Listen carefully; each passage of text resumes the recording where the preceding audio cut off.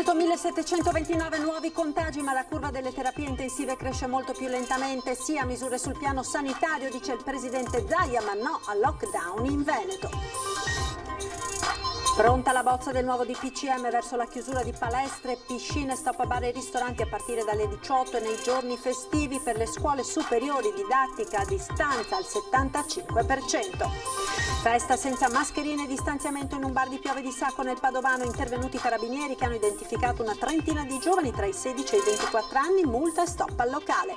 Tesserato del Venezia Calcio positivo al Covid, è stato posto in isolamento tutti gli altri tamponi negativi, rinviata a metà novembre la partita tra i lagunari e i liguri della Virtus Entella.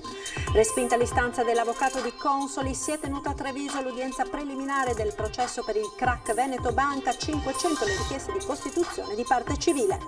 Mancano poche ore al Bomba Day, in cui saranno evacuate da Mestre 500 persone in attesa della conclusione delle operazioni atte a far brillare l'ordigno bellico. Prima la spaccata, poi il maxi furto in una nota azienda di biciclette di Rossano Veneto nel Bassanese, bottino 80.000 euro, lo sconforto dei titolari.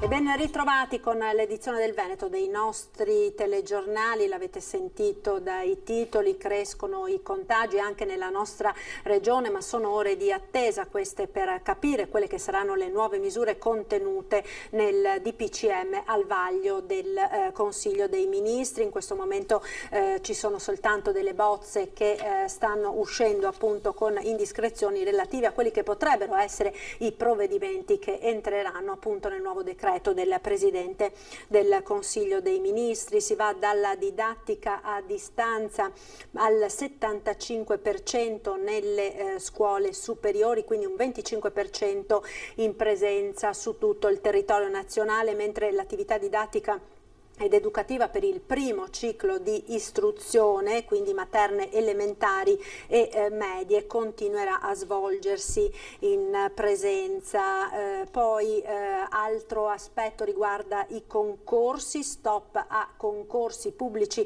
e privati, escluse dalla sospensione però le procedure in corso e quelli per il personale sanitario. C'è poi in vista un possibile stop alle attività di palestre, piscine e sale giochi ed un anticipo dell'orario di chiusura per il settore della ristorazione. Nel corso dell'incontro di oggi, che appunto è ancora in corso, si è parlato anche del possibile ripristino del divieto di spostamento tra le regioni, ma non sarebbe ancora deciso se la misura entrerà o meno in vigore nel prossimo decreto. Quindi sono ore di attesa per capire esattamente quelle che saranno le nuove misure restrittive decise dal governo. Nel frattempo appunto crescono i contagi anche nella nostra regione, 1729 positivi, nuovi positivi in Veneto, con quindi questa nuova impennata anche dei decessi che sono 9. In totale il totale dei casi ha raggiunto 42.869, le persone attualmente positive sono 15.621, i morti complessivi sono 2.317. E di numeri e di come interpretare anche questi numeri ha parlato questa mattina il governatore del Veneto Luca Zaia. La regione ha detto è pronta ad emanare una nuova ordinanza per contrastare la diffusione del Covid. Si tratta di provvedimenti di carattere sanitario che non intaccano aziende e lavoro, ma naturalmente gli occhi sono puntati sulle decisioni del governo. Sentiamo. Abbiamo ben chiara l'istanza dei cittadini, ma abbiamo anche ben chiara la missione che ci spetta, che non è facile, è quella di fare in modo di garantire la salute ai cittadini.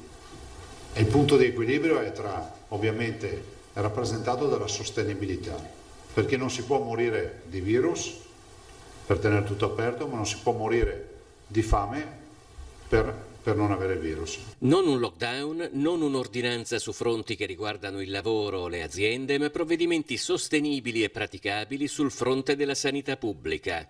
Col numero di positivi in continua crescita è questo il difficile compito d'equilibrio che si trova oggi ad affrontare qualsiasi azione a contrasto del coronavirus. Nelle ore che precedono il nuovo DPCM, il Veneto appronta la propria ordinanza con ben chiari i contorni attorno ai quali si gioca la partita. I nostri ospedali hanno 7.500 posti letto, hanno un totale di, in questo momento, 1 migliaio di terapie intensive. Se non fermiamo questa emorragia tra i sani e i malati che finiscono in ospedale, noi possiamo dire con certezza che dovremmo cominciare a chiudere servizi ospedalieri ordinari, dovremmo chiudere ospedali per dedicarli totalmente ai pazienti Covid. Oggi il Veneto registra più positivi, ma al momento con meno casi gravi che nei periodi critici di questa primavera per 2 motivi. L'aumento esponenziale dei tamponi, che si sono decuplicati, permette di rintracciare più casi. L'abbassamento dell'età media del contagio provoca meno danni. Ciò non significa però che non ci si trovi di fronte ad una situazione molto seria e potenzialmente molto grave. Il contesto è un contesto di allerta, di semaforo giallo anche per il Veneto, non c'è da fare i salti di gioia. Mi arrivano ancora dei filmati di gente che fa festa, salta e balla, magari non si ammalerà mai, ma sicuramente rischiano di diventare dei super diffusori. Cioè, vorrei ricordare questo. Ma arrivano a casa, infettano la mamma, il papà, il nonno, la nonna, o il fratellino immunodepresso, o il parente oncologico. Questo è quello che accade. Noi lo vediamo in ospedale e poi cosa accade? Andiamo a Treviso ora, perché il punto tamponi notturno è stato preso d'assalto la scorsa notte con oltre 300 persone che si sono presentate per fare il test. L'ULSS 2 quindi decide di trasferirlo all'ex dogana. Intanto sale a 30 il numero delle persone che si sono infettate dopo un pranzo in casa nel Solighese. Punto tamponi notturno preso d'assalto nella seconda notte d'apertura, tanto da indurre l'ULSS 2 a spostarlo dalla sede delle malattie infettive al Cafoncello all'ex dogana. Non ci aspettavamo 300 persone, oltre 300 persone, e quindi chiaramente 300 persone che entrano in malattie infettive. Se lei ricorda, abbiamo cambiato la sede di malattie infettive proprio per evitare l'intasamento delle macchine nell'area ospedaliera dove devono passare ambulanze, eccetera. Per cui abbiamo deciso di spostare queste postazioni, anche potenziandolo ovviamente, all'ex dogana, partendo dalle 20 di sera fino alle 6 del mattino. All'ex dogana dunque ora sarà possibile eseguire il tampone in modalità drive-in sia di giorno che di notte. Per l'accesso notturno è necessaria la ricetta dematerializzata del medico di famiglia, del pediatra o della guardia medica. Delle oltre 300 persone che si sono presentate stanotte, 12 sono risultate positive. Molte hanno scelto l'orario notturno per motivi di lavoro o perché i sintomi si sono presentati la sera. L'invito dell'ULSS è di presentarsi la notte solo se la prescrizione è stata fatta in orario tardo pomeridiano. Tanti ovviamente sono arrivati magari in condizioni di febbricola e per avere la garanzia di non avere il Covid si sono presentati. Noi speriamo che questa sera ci sia meno persone, andrò a verificare io personalmente, però devo anche dire che effettivamente un punto così serve, perché poi serve a tutta la provincia. Intanto continua a crescere il numero di contagi nella Marca e di focolai, soprattutto quelli scoppiati in contesti familiari ed amicali si diffondono a macchia d'olio, impennata nel numero dei contagiati dopo il pranzo in casa nel Solighese. Attorno al tavolo amici e parenti, ieri i positivi erano 15, oggi il numero degli infettati è salito a 30. Festa senza rispettare le norme anti-Covid. È accaduto ieri sera in un bar di Piove di Sacco nel Padovano. I carabinieri, durante un servizio di vigilanza per verificare il rispetto delle misure urgenti per contenere l'emergenza sanitaria, sono intervenuti nel locale Civico 8 di piazzetta Carlo Rosso, dove era in corso una festa tra ragazzi. All'interno sono stati identificati una trentina di giovani tra i 16 e i 24 anni, tutti residenti nei comuni del Piovese. I ragazzi non stavano utilizzando la mascherina e non rispettavano il distanziamento. Il titolare del bar è stato multato. I carabinieri hanno disposto la chiusura del locale per 5 giorni. Controlli anti-Covid dunque in tutto il Veneto. Andiamo in centro a Treviso, dove 4 magrebini sono stati multati perché parlavano vicini e non indossavano la mascherina. Il comandante della polizia locale: la maggior parte dei trevigiani è ligia alle disposizioni, ma c'è il problema di gruppi di ragazzini che non rispettano le regole.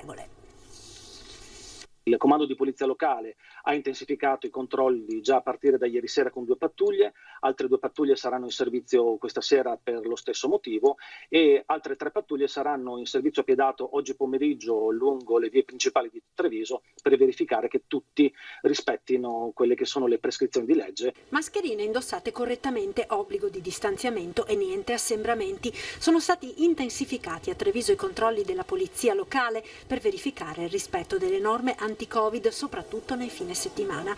Qualche sanzione è stata elevata, 4 persone senza mascherina che parlavano vicine senza rispettare il distanziamento in via Bixio, ma tutto sommato pare che le indicazioni siano state recepite dalla maggior parte dei trevigiani. Controllo in corso, cambio. Ottimo, ricevuto, chiudo, se avete bisogno siamo qui. Ieri sera, complice anche il tempo uggioso, non si sono verificate situazioni di criticità nei luoghi tradizionali della movida cittadina. Devo dire che nella gran parte dei giovani che sia che frequentano le scuole oppure che frequentano gli aperitivi pomeridiani, gran parte stanno attuando quelle che sono le regole base contro appunto il Covid.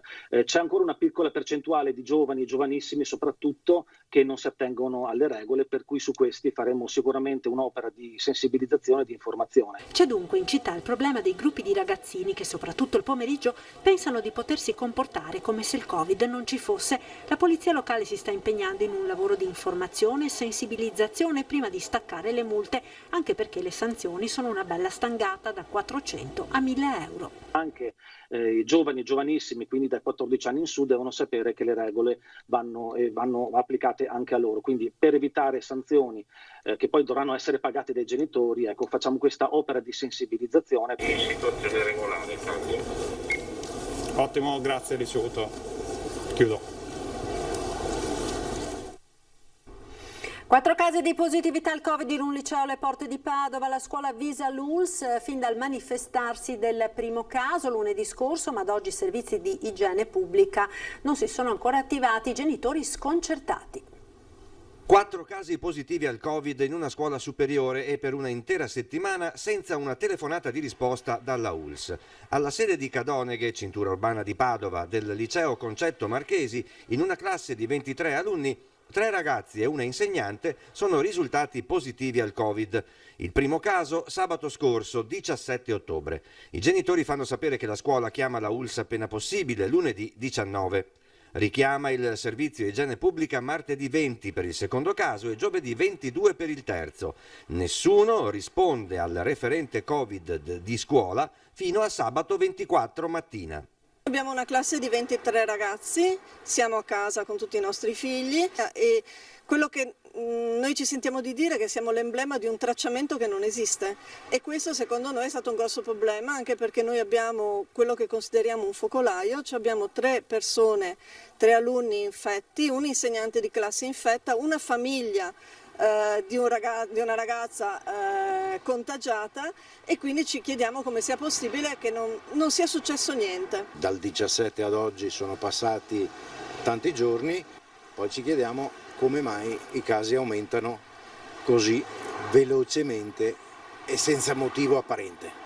I ragazzi saranno in quarantena fino a giovedì 29 su richiesta dei genitori, accolta dalla scuola e in didattica a distanza prontamente attivata dall'istituto, precisano i rappresentanti.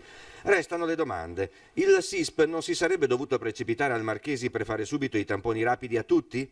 E il tracciamento? Non doveva dire ai genitori fin da subito di tenere i ragazzi in quarantena e fino a quando e spiegare loro le modalità per il rientro a scuola in sicurezza? Nel messaggio di sabato 24 mattina la ULSS si è scusata per il ritardo nella risposta. Un suo intervento non arriverà ormai prima di lunedì. Alla fine più di una settimana di gestione fai da te dell'emergenza Covid per i genitori. Insieme e abbiamo dovuto essere responsabili, quindi mantenendo i figli a casa siamo andati a fare il tampone in autonomia, alcuni di noi l'hanno addirittura pagato. Ed intanto in attesa del prossimo DPCM abbiamo sentito quelle che sono le preoccupazioni dei bassanesi. Il servizio. Temo un pochino un altro mini lockdown. Spero di no per gli altri, per i cittadini, per quelli che fanno i negozietti, perché hanno tante difficoltà intanto. La chiusura. Non totale, ma qualche lockdown a macchia di leopardo, almeno nel Veneto, sentendo Zaia. Però e del governo? lo sa. E del governo che si dimettano tutti. Aspetto e basta, perché sono anche stanca di sentire ipotesi, si pensa che arrivi questo, si pensa che si faccia quello, quindi io direi che a questo punto aspettiamo e poi agiremo di conseguenza. Cosa vuoi che dica? Ormai quando aspettiamo solo chiusure, ma d'altronde questa malattia cosa può portare? Bisogna prendere quello che viene e pazienza. Mi aspetto più di sicurezza, che vengano mantenute meglio le distanze e sicuramente si parla di chiudere prima i locali, insomma i bar, e si aspetta sicuramente meno casi giornalieri, perché come abbiamo visto... Ma tu sei d'accordo con questo? Sei un giovane, quindi... Guarda, se dobbiamo pensare in ambito per quanto riguarda tutto il mondo, sì, sono d'accordo, però ovviamente ci dispiace a noi perché ci tolgono una parte di noi praticamente, ovvero uscire. Io sono d'accordo sul continuare al discorso di regole, di stare le regole, e addirittura se è possibile per i giovani restringere un po' le uscite, ma però per il resto no, perché il lavoro è importante, l'economia deve andare avanti per conto mio. Un nuovo lockdown sicuro, perché la gente non ascolta, non capisce e poi si vedrà. Nella speranza che si metta una mano nella coscienza. Ecco, ma per voi per esempio cosa significa? E per noi non lavorare, perché se ci chiude anche il mercato non lavoriamo. Triste la situazione, triste, perché veramente non si può andare avanti così. Siamo tutti spaventati, hai voglia di andare a casa tua, paura di uscire, anche se si ha la maschera. Speriamo in bene. Ma se ci fosse un altro lockdown, secondo lei, di chiusura totale? Sono problemi per la testa, per tutto. E il Venezia Calcio ha informato con una nota stampa che un proprio tesserato è risultato positivo al test del coronavirus e posto in isolamento rispetto al resto della squadra. Tutti gli altri tamponi sono risultati negativi. La persona contagiata non presenterebbe i sintomi della malattia. A seguito di questa positività, vista l'impossibilità di rinviare a domani la gara per l'impegno di martedì della Virtus Entella in Coppa Italia, la gara fra i Liguri e i Lagunari, in programma oggi alle 15, è stata rinviata sabato 14 novembre, sempre alle 15. Ed ora vi raccontiamo la denuncia di una signora di Ospedaletto Euganeo che ha scattato una foto dell'anziana mamma che è uscita dal pronto soccorso di Schiavonia solo con il camice ospedaliero. La risposta dell'ULSS 6 era in un pigiama idrorepellente che trattiene il caldo. Gli infermieri non hanno abbandonato la signora. Vediamo. Una giornata trascorsa in ospedale a Schiavonia per una risonanza in vista della programmazione di un intervento. Tutto doveva procedere regolarmente, ma all'uscita dal pronto soccorso la signora che vedete nella foto era vestita solo con il camice ospedaliero. Lo denuncia la figlia dell'anziana che aveva accompagnato la madre e che, come da protocolli Covid, era rimasta tutta la mattina all'esterno dall'ospedale. La risonanza è andata bene, la conferma arriva anche dal cardiologo che segue la signora. Ma ecco cosa accade.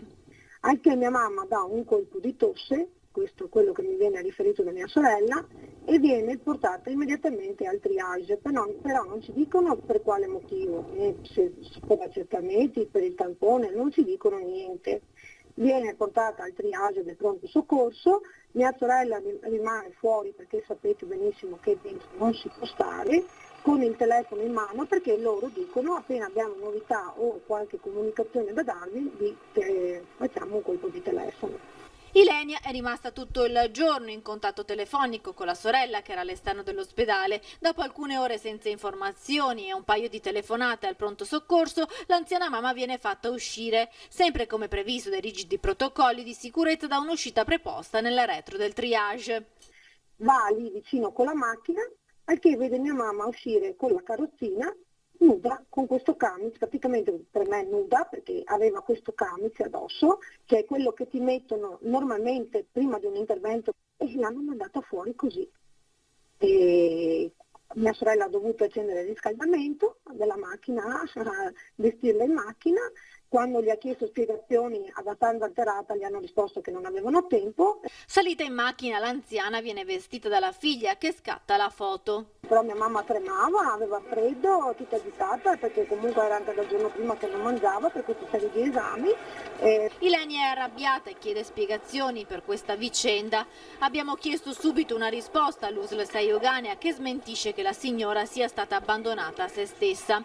Addosso aveva un kit di cortesia fornito dall'ospedale composto da pigiama idrorepellente che trattiene il caldo, spiega in una nota Roberta Volpin, direttore del pronto soccorso di Schiavonia, difendendo il personale infermieristico. Siamo disponibili ad un confronto con la signora e i suoi parenti, ferma restando la mia condanna a ingiustificati e infamanti attacchi anche a mezzo social. La mia porta è sempre aperta per qualsiasi chiarimento, conclude la dottoressa Volpin. E la crisi del settore cerimonie continua dopo le nuove restrizioni previste dal DPCM del 18 di ottobre. Molti gli sposi che in primavera avevano rinviato le nozze ad ottobre che ora sono costretti a ridurre ospiti o cancellare l'evento. Ad aprile e maggio, in pieno lockdown, sono state migliaia le coppie che hanno dovuto rinviare il matrimonio, annullate anche cerimonie religiose come battesimi, cresime e comunioni. In Veneto, come tutta Italia, l'emergenza sanitaria ha messo in ginocchio le attività che sono strettamente legate all'organizzazione di eventi. Secondo una stima di Confartigianato Padova, tra marzo e giugno sono stati persi 190 milioni di euro. Una tiepida ripresa si era vista nei mesi estivi, ma le coppie meno fortunate che dalla primavera hanno rinviato le celebrazioni in autunno dal 18 ottobre stanno facendo i conti con le nuove restrizioni previste dalla DPCM che riduce gli invitati a 30 persone e così in molti hanno deciso di rinviare nuovamente. Lo scenario è abbastanza diviso a metà, nel senso che per la mia esperienza quasi il 50% delle coppie hanno deciso di posticipare l'evento al prossimo anno, mentre il rimanente 50% delle coppie invece ha mantenuto. A farne le spese sono in particolare i servizi di catering e bomboniere, ma anche le coppie stesse che rinviando o riducendo in modo considerevole gli invitati perdono i soldi delle caparre. In Italia le imprese legate al settore dei matrimoni, ci spiega la wedding planner padovana Vanessa, sono circa 80.000. Su Eventi, che è l'associazione di categoria appunto nell'ambito degli eventi di Confindustria, ci porta delle stime che sono veramente spaventano molto. Erano 200.000 i matrimoni previsti per l'anno in corso, la cifra di guadagno prevista per questi matrimoni era circa di 46 miliardi stimata. Di questi 46 miliardi c'è stata una perdita di quasi 30. Per cui stiamo parlando di cifre molto importanti. La gestione poi è anche sul piano emotivo. I wedding planner non devono solo rinviare e organizzare gli eventi, ma devono anche rassicurare gli sposi. Nel 2021 si spera in una ripartenza, ma sono molte le coppie che non si sentono tranquille. È innegabile che la situazione intimorisca ancora molte persone e che qualcheduno ovviamente preferisca addirittura parlare di 2022 per avere una certezza. Pubblicità, ora ci fermiamo per appunto qualche istante, restate con noi, linea alla regia.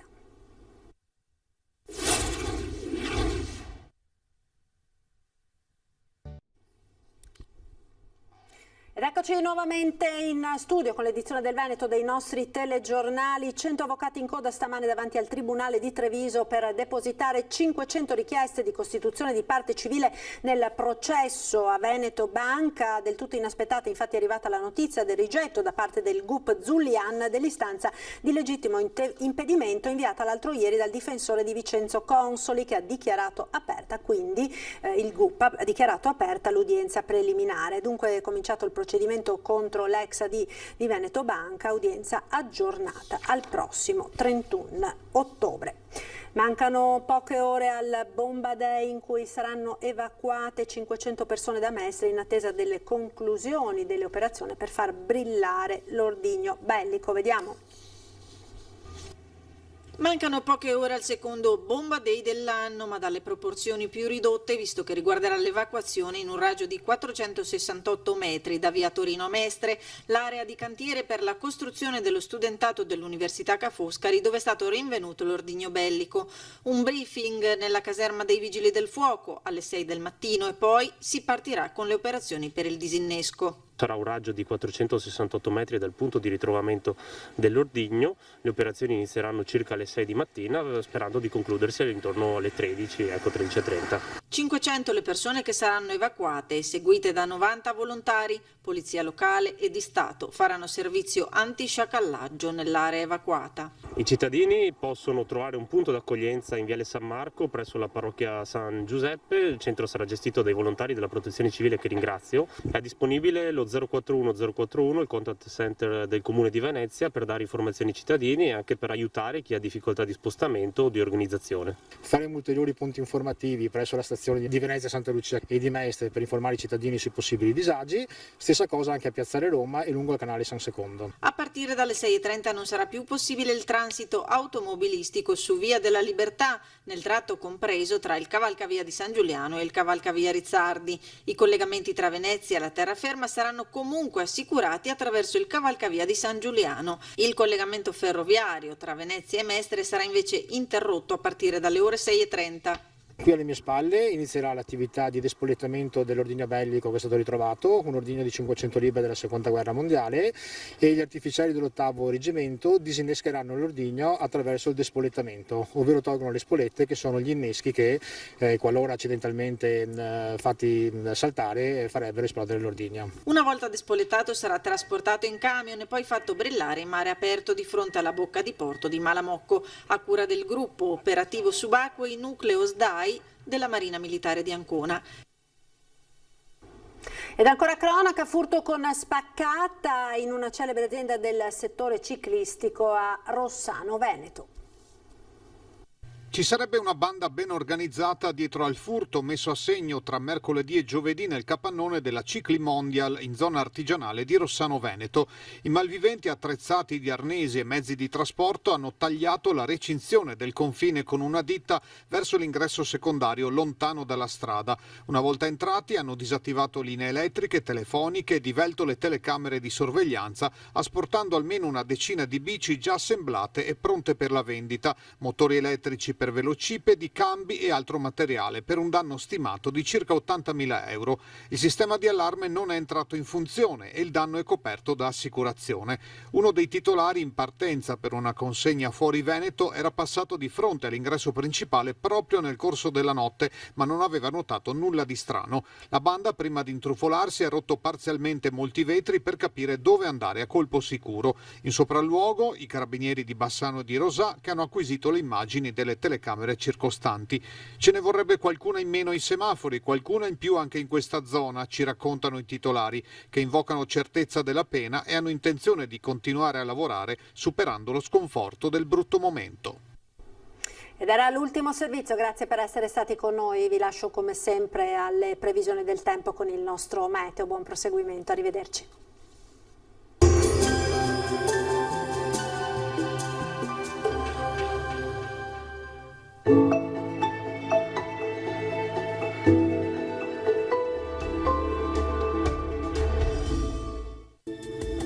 Bentrovati al meteo. Il weekend prosegue con un tempo più stabile grazie all'aumento della pressione, ma sarà soltanto una breve pausa perché lunedì tornerà la pioggia.